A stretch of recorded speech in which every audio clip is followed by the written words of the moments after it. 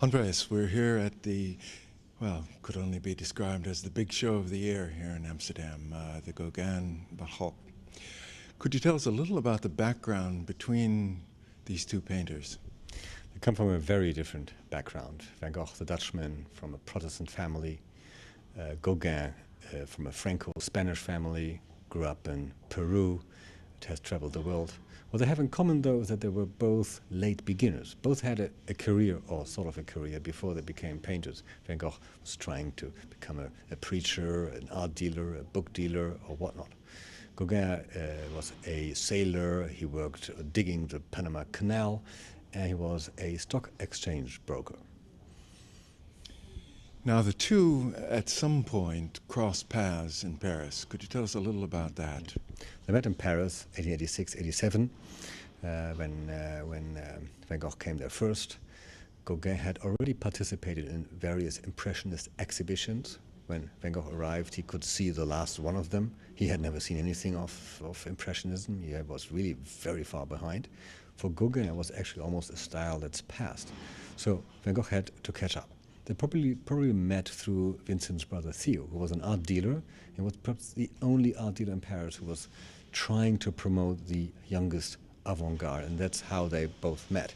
They've exchanged paintings already in Paris. Theo bought paintings by Gaugain, so there's the connection. I think I read somewhere that one of the first paintings that Gaugain acquired from Van Gogh was a sunflower. Is that true? No, that seems the theme here. No, that's correct. Gaugain actually gave two studies of sunflowers, not the big famous ones that we all know, but an earlier version of it. So these two studies of sunflowers he exchanged for one small Martinique landscape. One of these sunflowers, the Martinique landscape, are here in this exhibition. So, and with these sunflowers, Van Gogh established his name as the painter of sunflowers. They are both an exercise in color contrast and also a symbol of friendship. Now, in the exhibition itself, it entails a lot of other periods than just the Studio of the South. Could you tell us how it's arranged and what it entails? In principle, the exhibition is ordered in chronological order. So, beginnings, meeting in Paris, trying to explore a new style, both being inspired by Japanese art. Then Van Gogh leaves for Arles alone, trying to found an artist colony, trying to persuade Gaugain to come. And he thought, if Gaugain is coming, perhaps the other ones will follow him too. So they're both trying to find a new style. Van Gogh didn't have much success at first persuading other people to follow him. So he founded a sort of virtual artist colony by exchanging self-portraits. We also have these self-portraits here in the show. Then finally Gaugain arrives in Arles, and then these 9 dramatic weeks commence. Now, before Gaugain came to Arles, he was painting in, well, what his Jacob wrestling with the angels is considered maybe one of the protein paintings of that period that actually drew art into the modern times, some critics believe. So he was quite advanced. Now, what was he doing in Bretagne? Before Gaugain had painted landscape from Brittany with scenes of people dancing or doing the things, and they were still sort of impressionist, a bit disturbing in the spatial arrangement. But the vision of the sermon, that painting, perhaps one of the last ones that he did before coming to Arles, breaks with all the rules. It's very flat, it has a Japanese style perspective, i.e. no perspective, it's a very strange red background. So he thought, now this is the new path for modern art. He brings the painting to Arles, he shows it to Van Gogh, says, oh, this is now the new direction. And probably nobody will like it, he knew already at the time. Van Gogh, however, was actually sticking with painting labor, painting the farmers in the field, and also developing a style of impasto, applying a very thick paint layer, just when Gaugain does the opposite. Now, while they were together, and as you pointed out, it was a short 9 weeks, what were the influences on each other? I mean, again, these are two people that are struggling to be accepted. Neither of them really have any formal painting education, more or less self-taught. What influences did they have on one another? Gaugain had a strong influence on Van Gogh than the other way around. Van Gogh also asked Gaugain to come in order to learn from him. So he admired this master.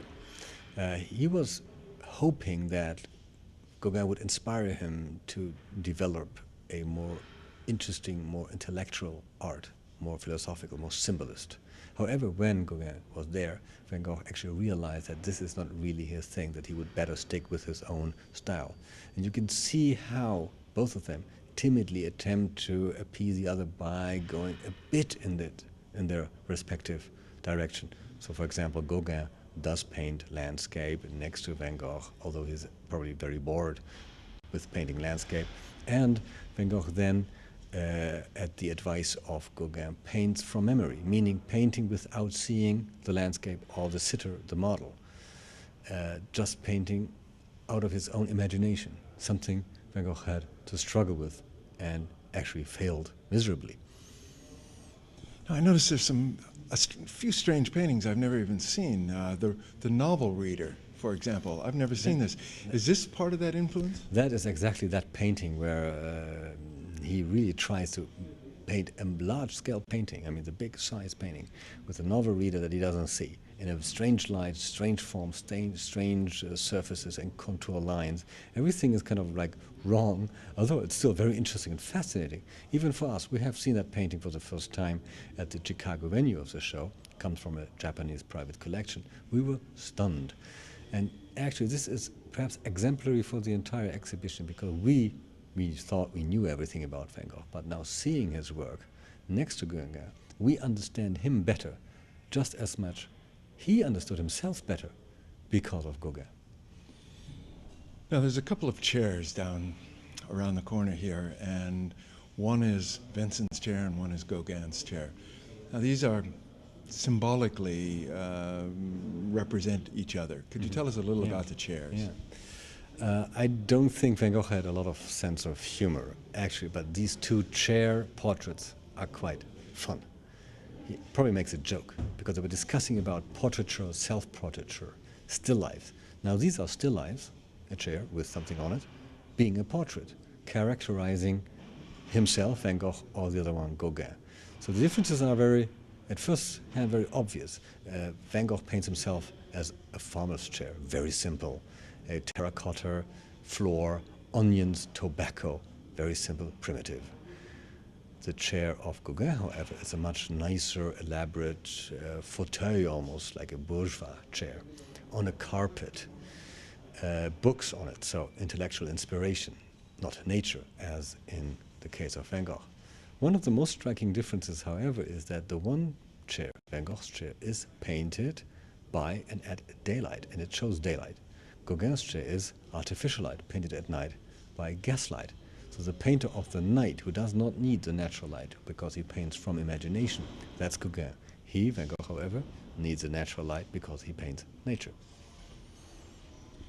Now, as we all know from, if nothing else, reading Irving Stone's Lust for Life, there was a breakdown. I mean, Gauguin didn't even get there until October. Provence is the weather gets really crappy by then. They had to be indoors with each other. They were drinking heavy. Then they went off to a museum where their choices became very acrimonious of who they admired. Could you tell us a little about what was going on while they were living together and what is also famous Yellow House? The interesting thing is that Van Gogh knew much more about art and literature than Gauguin. And we always think Van Gogh is a spontaneous guy, he just paints what he sees, and Gauguin is the intellectual Frenchman. Actually, Van Gogh knew more. He knew all the museums in the world that he could see, and he was in London, and Antwerp, Paris, and Amsterdam. So the closest good museum nearby was Montpellier, the Musée Fabre. So they went there together, and I saw a lot of very interesting paintings, and they disagreed practically on everything. I mean, not that I was there, but I mean, we know which painters they preferred. And Van Gogh, for example, he loved Rembrandt and Millet, Delacroix, Monticelli, painters, sometimes of religious scenes, sometimes always with a certain also impasto technique, but always painters that were painting from the soul, at least in his view, honest, real painters. Gauguin, however, hated all these, found them boring. He loved Ingres, Cézanne, Degas, painters that much more calculated their paintings. Also painters that hated a impasto surface, oh, Ingres is like the painter of the slickest surface in art history.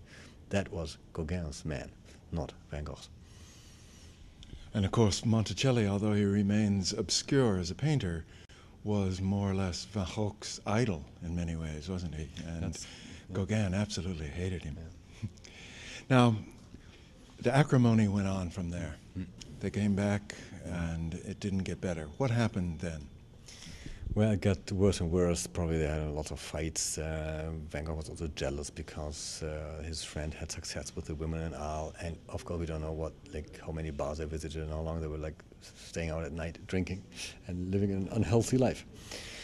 But what actually struck Van Gogh as the worst that could happen to him is not so much fighting and arguing with Gauguin, but Gauguin leaving him, because that would mean the end of artistic exchange. And certainly the end of the dream of the studio of the South, because when Gauguin is gone, nobody else is going to come, and Van Gogh would be all alone again. That would be the worst. So I think the end, the drama, is more like, oh, do not leave me, do not leave me alone here in Arles. So the self-mutilation or the threat before this cutting of the ear or the earlobe is probably kind of like an outcry of I'm still here, don't leave me. Not that it probably happened in any conscious way, but it is more an expression of fear than of rage. Now, we all know that Vincent, I hear that there might be a little scandal that maybe somebody was trying to indicate that maybe Gauguin had something to do with Vincent's ear being lopped up because he was a swordsman. Is there any substance to that? That theory, in my view, is nonsense. I mean, yes, anybody could have done it. Perhaps the postman Roulin has done it. Gauguin was a fencer, and actually, what you do with fencing is you push, you don't cut. So, no reason to change our view of how things happened. Not that we were there. Okay, so the ear is gone now. Gauguin is gone, shortly thereafter. In your show, you've gone where it went. What happened to both painters? Yeah. Both painters, after the 9 weeks, they really knew much better what they really wanted. The artistic exchange continues. They send each other letters and sketches, showing the other one, okay, I'm going on my path, I'm going on my path. So they still have respect for one another, but actually these 9 weeks were so influential in finding their own style. They know much better now what they want, namely not what the other one wanted. Van Gogh in Saint-Remy, in the psychiatric hospital, goes back to his roots. Paints farming scenes, paints copies of old masters, his preferred painters, paints repetitions of his paintings as a practice. Even in style, and sometimes he goes back to his Parisian impressionistic style, practicing in color theory. Gauguin, however, further develops his symbolist art, further develops his interest in non-Western cultures and folklore, really travels then to Tahiti in order to get inspired by exotic dreams and culture. Sometimes found those islands not as uncivilized, savage as he actually had hoped. So both go on their way. Now, within your exhibition, were there any, well, we've talked about the novel reader, which was a revelation to both of us. Were there other surprises that came up by gathering these paintings all together? Almost every combination is a surprise, even if there are paintings that we knew so well before. The combination is what makes things strong. Sometimes I'm asked, which is a favorite painting? Which one do you like better than others? It's not really ever one painting that I would like or that the public probably will take out as or isolate, because it is the combination of one next to the other that's the strength of the show and the strength also of the story. And one of the themes here is the sunflower, and you have 3 of the Gogh's sunflowers which haven't been hung together before, I understand. Where do they come from? For the first time in history, probably since 1889, when they were painted, the 3 sunflowers are combined again. And that probably will never happen again, because one of them, the first one Van Gogh painted from the London National Gallery, was acquired there in 1927. This is the first time this painting has left the National Gallery. Together we have the second version from Tokyo and the third version from our own museum. So finally we can really compare these three paintings and see how Van Gogh is trying to make variations of a theme. Tone-in-tone painting, not contrasting colors, but yellow on yellow, yellow on green, yellow on green, yellow. So this is what he's trying to struggle with. He's trying to make a sort of a series of paintings and improve it every time. Andreas, thank you very much for being with us today. It's a great show. Welcome, welcome. Thank you.